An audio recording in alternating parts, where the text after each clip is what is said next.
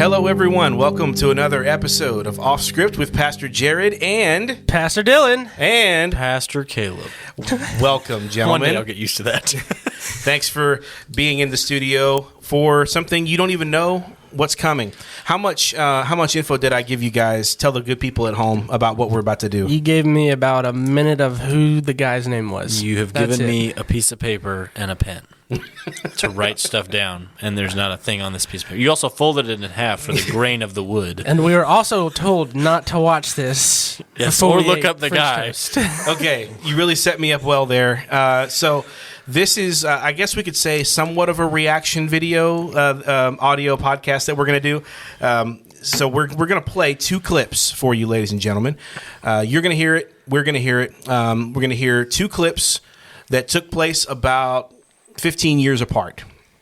And what I want myself and the guys here to do is to talk about the difference in the person who gave it first and how they gave it 15 years later. Their approach has changed dramatically, it sounds like to me.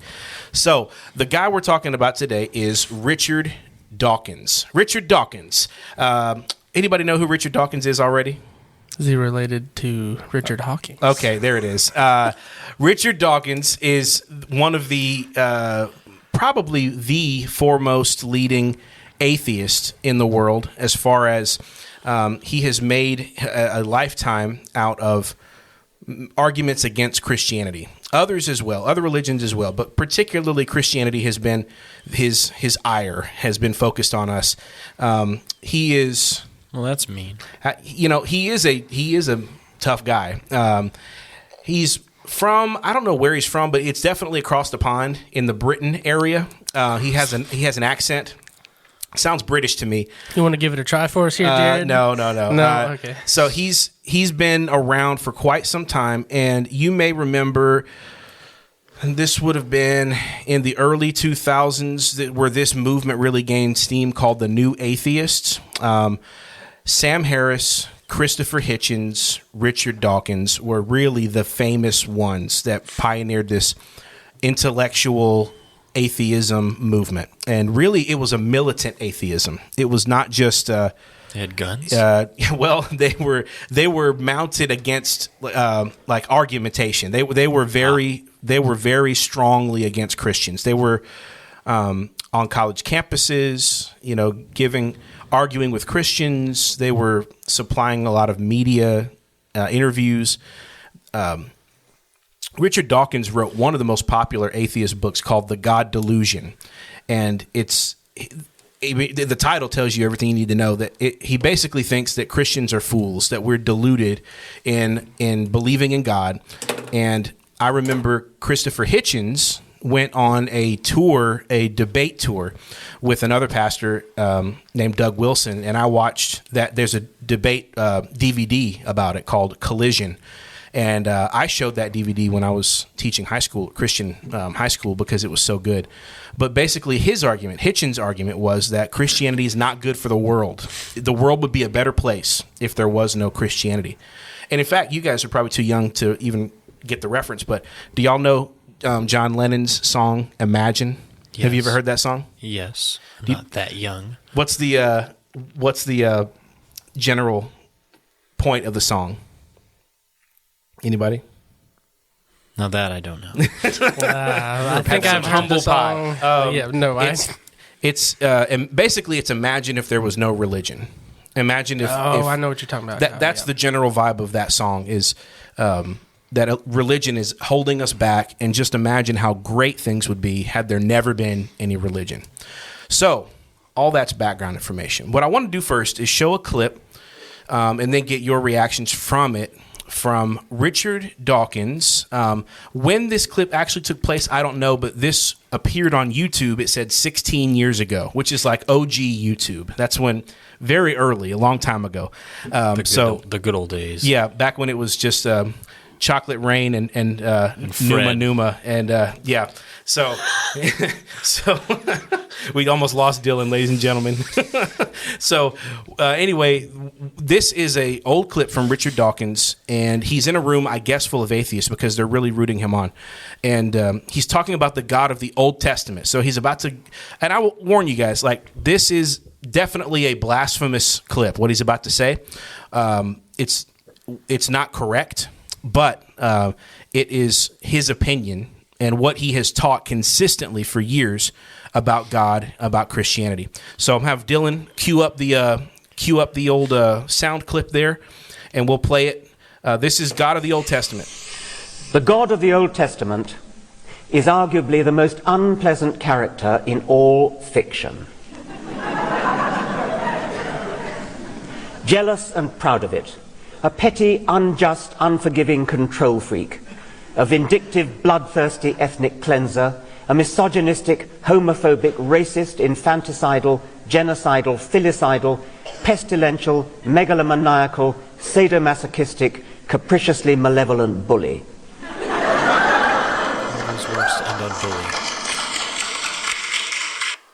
All right. That's the end of the clip. So you guys didn't know I was going to play that. What's your real reactions? What's the first thing you think of when you hear all that information? Did he have a thesaurus with him the whole time? He was reading. He was ready. He wrote it down. Every big word But possible. then he ended on bully. Yeah. Like, way to end on a low note there, buddy. So just what do you know? What do you now know about Richard Dawkins and his approach from that clip? He's messing around and going to find out with God.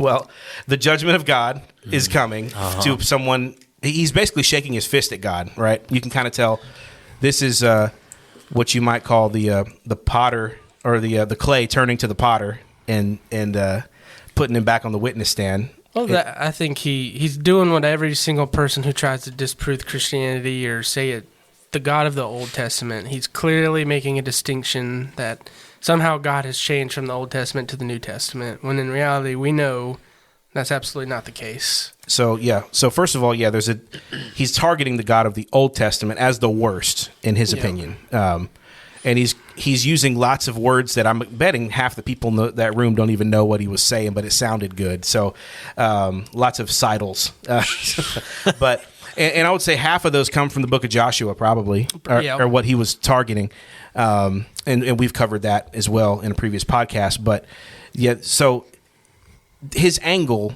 is to use a standard of morality that he believes is right and then judge God for not meeting those standards. So he finds God to be lacking in morality for the things God has done throughout the Bible. So this is kind of the demeanor of Richard Dawkins, that he is he has always been a very aggressive atheist and has always been very evangelistic as an atheist. He's tried to move people to his cause. He has said openly he would be happy if nobody would believe in God anymore, that it's a crutch and it's holding society back and all these things. All right. So that was 15 or 16 years ago. What I want to play for you now is a clip, and you don't know what I'm about to play for you either. I haven't told you what this clip is either. Nope. I will soften it for you by saying you're not going to hear him convert to Christianity. Okay, that's not what this is. It's not Dawkins drops to his knees and says, "Sirs, what must I do to be saved?" Well, darn. But it's really interesting now the way he talks. So we'll start the clip. It's an interview with a news station on Easter talking, and they just had him come talk. And the way it starts is talking about him come talk on Easter. Yeah, BBC or I don't know. It's about the influx of Muslims into England and France and sort of this area, this Europe area, the changing of the culture away from a culture that used to be kind of Christian-esque to now more of a pluralistic and even Islamic culture. So Dawkins is now reflecting upon that. And I find what he says to be quite interesting. So play it there through about 2 minutes or so. Dawkins, it's very good to have you join us to discuss whether it matters that Christianity is playing a diminishing role in national life. Welcome to LBC. Thank you. And what would be your Easter message? I mean, I've said a few things. What would you tell the nation? Well, I must say I was slightly horrified to hear that Ramadan is being promoted instead. I do think that we are culturally a Christian country. I call myself a cultural Christian. I'm not a believer, but there's a distinction between being a believing Christian and being a cultural Christian. And so, I love hymns and Christmas carols, and I sort of feel at home in the Christian ethos. I feel that we are a Christian country in that sense. It's true that statistically the number of people who actually believe in Christianity is going down, and I'm happy with that. But I would not be happy if, for example, we lost all our cathedrals and our beautiful parish churches. So I count myself a cultural Christian. I think it would matter if we substituted any alternative religion. That would be truly dreadful. Well, which brings me to my supplementary point, which is that, as we know, church attendance is plummeting, but the erection of mosques across Europe, I think 6,000 are under construction, and there are many more, are being planned. So do you regard that as a problem? Do you think that matters? Yes, I do, really. I mean, I might choose my words carefully. I mean, if I had to choose between Christianity and Islam, I choose Christianity every single time. I mean, it seems to me to be a fundamentally decent religion in a way that I think Islam is not. I think you're going to have to explain why you say that.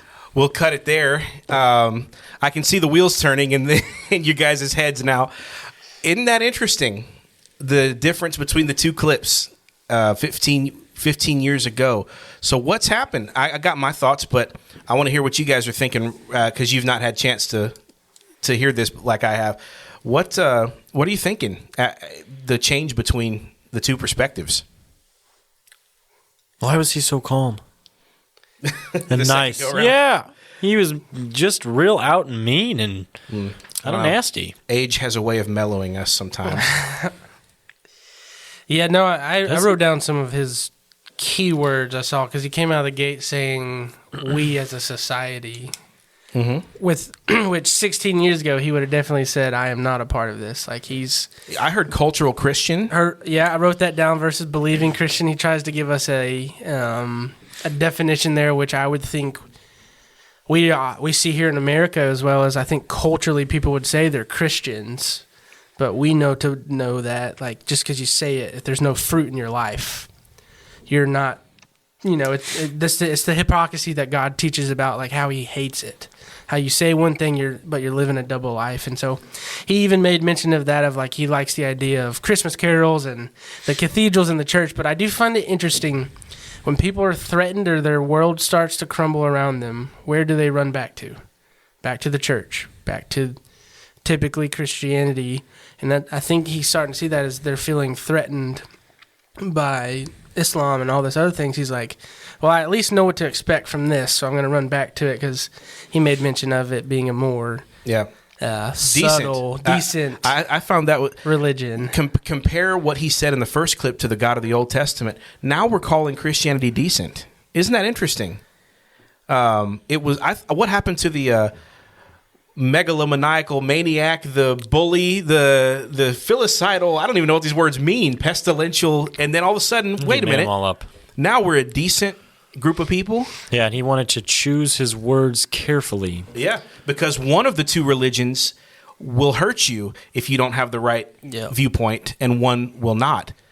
Do you think Islam would ever let him say those things in the first clip? No, absolutely. About their God, about Allah, or about Muhammad? Absolutely not. They would cut that out real quick. I think there are only, two sects of Islam that are radical? I don't know. Wahhabi, Sunni, those Shia, Sufi. Two of them are real, who's who.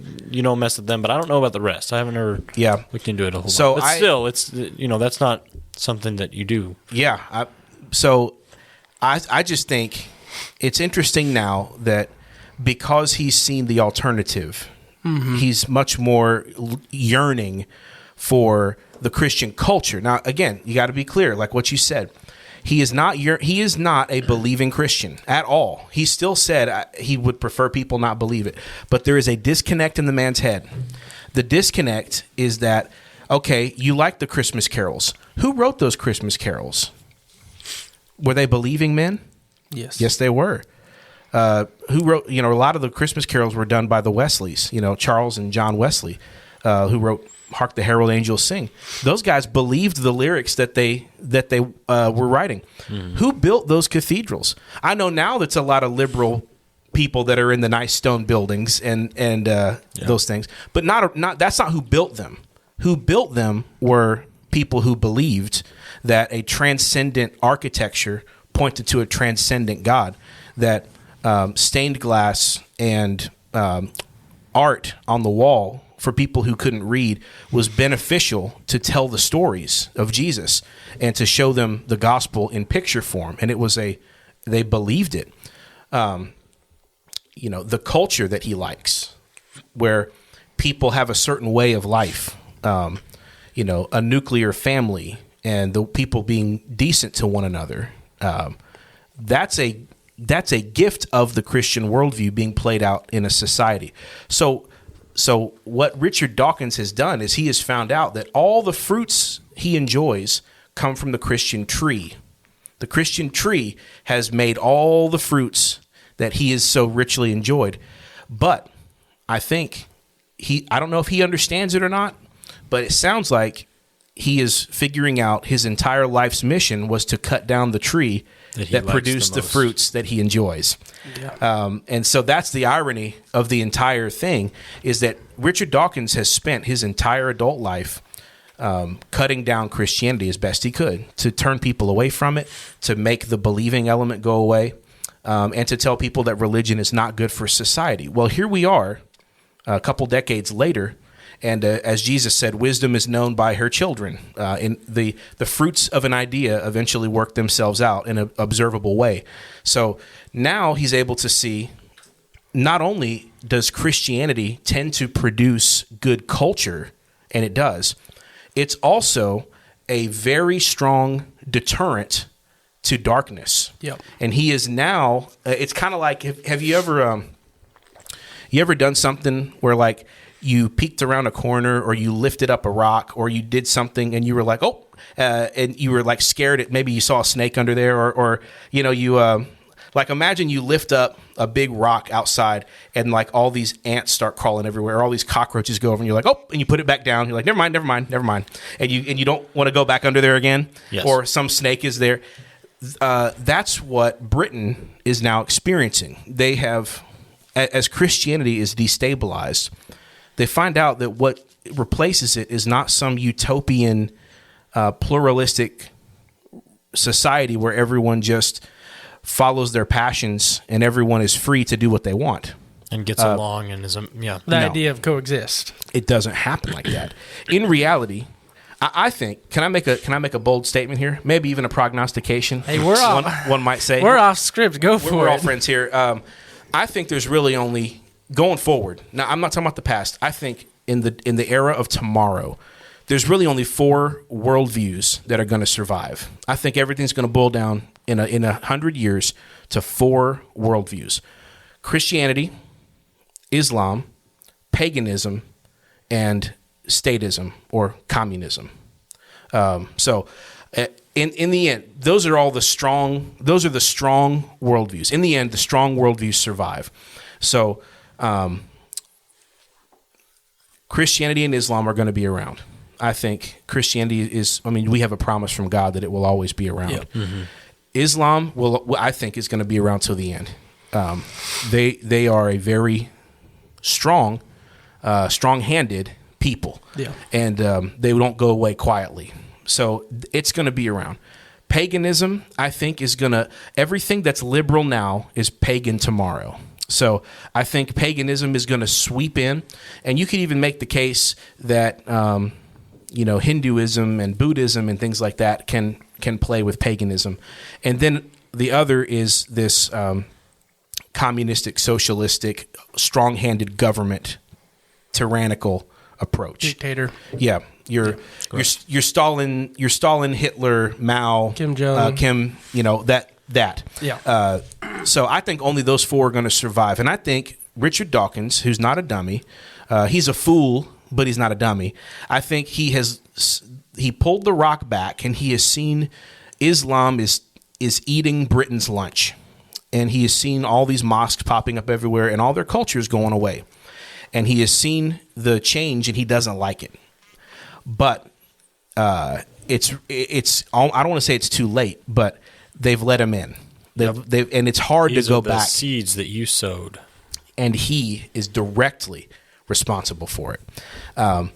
Because the difference between Britain and America is we still have a very strong believing remnant. Mm-hmm. Britain has the skeleton. They have the cathedrals, and they have. I mean, when King Charles was put in as the new king, my goodness, it was a Christian ceremony. But how many people in that room believed the gospel that was being preached? The gospel was preached several times, but not a soul in there probably really believed it. Maybe a few did, but.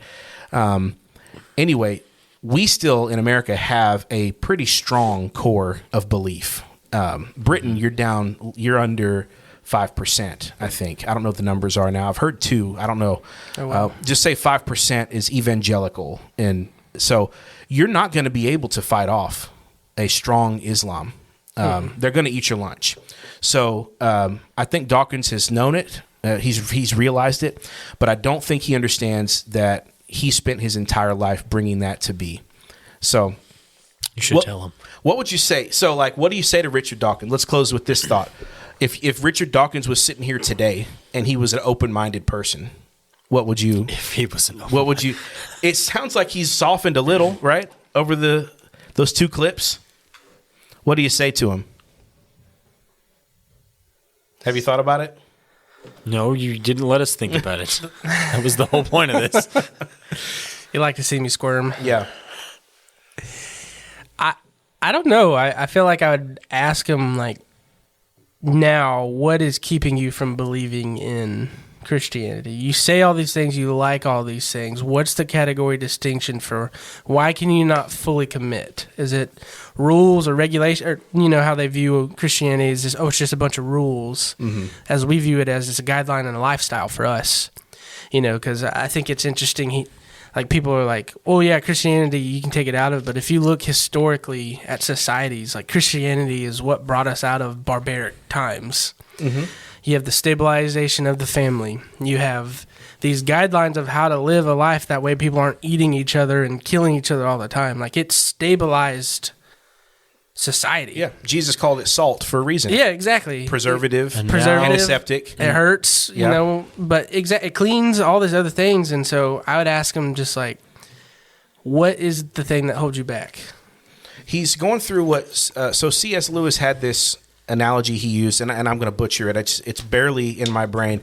Something to the effect of, you want the. It's like you took the heart out of a body, and you expect the heart to still beat. You want the function of the organ, but without the whole body. And I think that's what Dawkins has done, is he wants all the goodies that Christianity provides him, but he doesn't realize that if you remove that heart that beats from the body of belief and of reality, the heart won't beat. You cannot have a dead Christianity that gives you all the blessings. Only a true living Christianity will actually provide inspired hymn writers that want to write new music and people that want to make new cathedrals or beautiful buildings and architecture and preachers that have the gospel, and those things come from someone who believes. I mean, there's a reason no one's writing Handel's Messiah today, right? I mean, you're not wrong about that. I mean, what a beautiful piece of music. That came from a time when someone radically believed in what they were doing. Yeah. I mean, Michelangelo has to lay on his back for how long and make the roof of the Sistine Chapel, the dome, and under all the painting it took to do that. That's someone that was motivated deeply by a belief in God. So you can't remove You can't remove the belief in God and then expect people to go out and do that. That's why our buildings look drab, and that's why our music is depressing, because we don't have that animating belief in God that's causing beauty to happen, and that's what he's missing. You won't get it from Islam. You won't get it from paganism, and you won't get it from communism. So Christianity inspires beauty because God is.